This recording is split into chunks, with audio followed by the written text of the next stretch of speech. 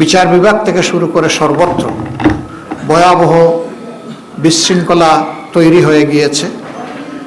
এই জায়গাগুলোকে অবশ্যই পরিচ্ছন্ন করতে হবে।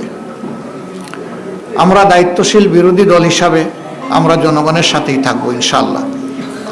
জনস্বার্থ সংরক্ষণ, দেশের স্বার্থ সংরক্ষণ হবে আমাদের মূল দায়িত্ব।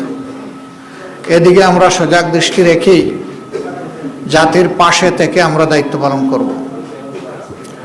সংসদে একটি কার্যকর এবং গঠনমূলক বিরোধী দল হিসাবে দুনিয়ার সভ্য দেশগুলো যেভাবে দায়িত্ব পালন করে, আমরা সেই কালচারটা, সেই সংস্কৃতিটা সংসদে আমরা দেখতে চাই।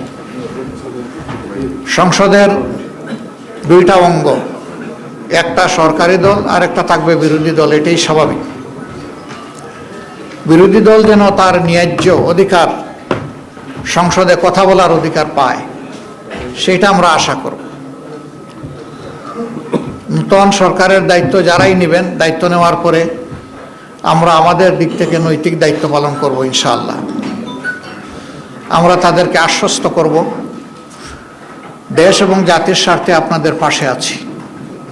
আমরা হাতে হাত রেখে কাজ করব।